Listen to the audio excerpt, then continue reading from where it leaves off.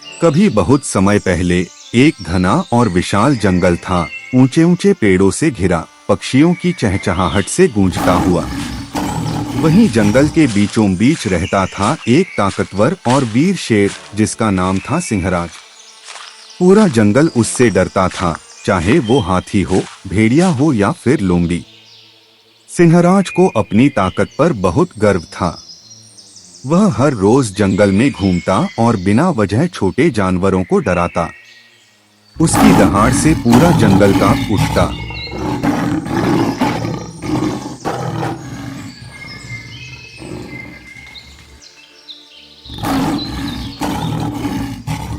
मैं इस जंगल का राजा हूँ। मेरी ताकत के आगे किसी की नहीं चलती।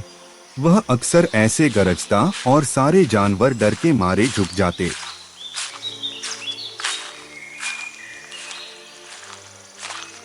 लेकिन धीरे धीरे उसकी घमंड की हद बढ़ती गई। वह अब किसी की बात सुनना पसंद नहीं करता था। अगर कोई जानवर गलती से भी सामने आ जाता तो सिंहराज उसे डराकर भगा देता या कभी-कभी चोट भी पहुंचा देता।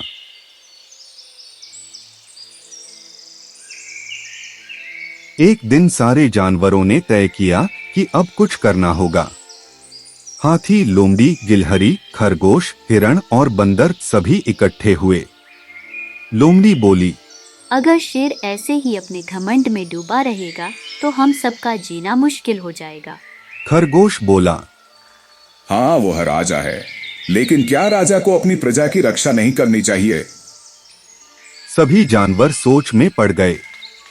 आखिरकार गिलहरी ने कहा, हमें ताकत से नहीं, अक्ल से काम लेना होगा। अगर हम सब मिलकर योजना बनाएं तो शेर को समझाया जा सकता है। सबने सिर हिलाया। तय हुआ कि गिलहरी और खरगोश शेर से मिलने जाएंगे और उसे सबक सिखाएंगे, बिना लड़े, बिना किसी हिंसा के।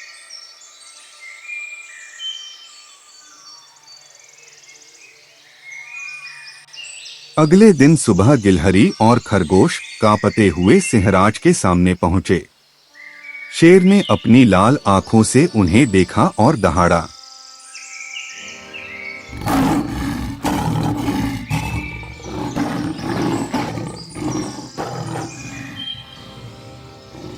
क्या चाहते हो तुम दोनों? क्या मुझे डराने आए हो?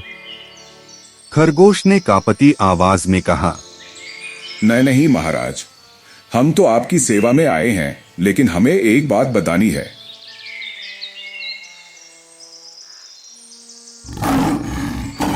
बोलो, शेर गरजा। गिलहरी बोली, महाराज, इस जंगल में एक और शेर आ गया है। वह कहता है कि अब वही इस जंगल का राजा बनेगा। उसने हमें भेजा है आपको चुनौती देने। शेर की आंखों में आग जल उठी। क्या कहा? मेरे जंगल में कोई और शेर? दिखाओ मुझे वो कौन है जो मेरी बराबरी करेगा। खरगोश ने चतुराई से कहा, वह पास की नदी के किनारे रहता है, लेकिन बहुत चालाक है। उसने कहा कि आपसे मिलने तभी आएगा जब आप खुद वहां जाएं। शेर गुस्से में तड़प उठा और तुरंत बोला, चलो, अभी दिखाता हूं उसे असली जंगल का राजा कौन है।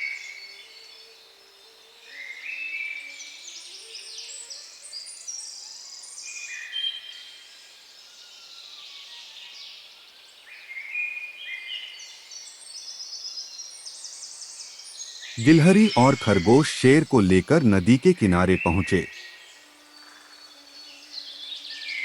सूरज डूब रहा था और पानी में नारंगी रंग की लहरें चमक रही थीं।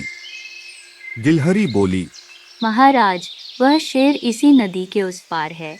आप देखिए, उसका चेहरा पानी में झलक रहा है। शेर ने पानी में झांका और सच में उसे पानी में अपने ही प्रतिबिंब का चेहरा दिखा। लेकिन उसे लगा कि यह वही दूसरा शेर है। वह दहाड़ा, कौन है तू जो मेरे जंगल में राजा बनने की सोच रहा है? पानी में भी वही आवाज गूंज उठी। कौन है तू? शेर को लगा कि दूसरा शेर भी उसे जवाब दे रहा है। गुस्से में भरकर वह बोला, अगर तू सच्चा है तो बाहर आकर मुकाबला कर। पानी में भी वही आवाज लौटी, तो बाहर आकर मुकाबला कर। सिंहराज अब अपना आपा खो बैठा। वह पूरी ताकत से नदी में कूद पड़ा उस दूसरे शेर से लड़ने के लिए। लेकिन जैसे ही वह कूदा, पानी का भंवर उठा और शेर डूबने लगा। गिलहरी और खरगोश घबरा गए पर कुछ कर नहीं सकते थे। सिंहराज जैसे तैसे तैरकर बाहर आया, पूरी तरह भीगा हुआ, कमजोर और थका हुआ। अब उसे समझ आया कि वह पानी में अपने ही प्रतिबिंब से लड़ रहा था। शेर जमीन पर बैठ गया। उसकी आंखों में शर्म और पछतावा था। उसने धीरे से कहा, मुझसे बहुत बड़ी गलती हो गई। मैंने अपनी ताकत पर घमंड किया और अपनी समझदारी खो दी। खरगोश और गिलहरी ने उसके पास जाकर कहा, महाराज, कोई भी राजा ताकतवर जरूर होना चाहिए, लेकिन उससे भी ज्यादा जरूरी है समझदार और दयालु होना। शेर ने सिर झुका लिया। उस दिन के बाद से सिंहराज ने अपनी आदतें बदल दी। वह अब किसी पर अन्याय नहीं करता था।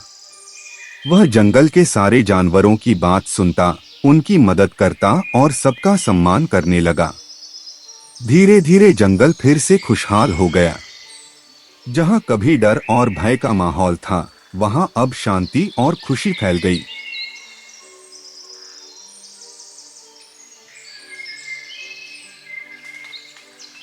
नैतिक शिक्षा, मोरल ऑफ द स्टोरी। 1. ताकत से ज्यादा समझदारी जरूरी है। 2. घमंड हमेशा विनाश की ओर ले जाता है। 3. सच्चा राजा वही होता है जो सबका भला चाहता है। 4. दूसरों को कमजोर समझना सबसे बड़ी भूल है।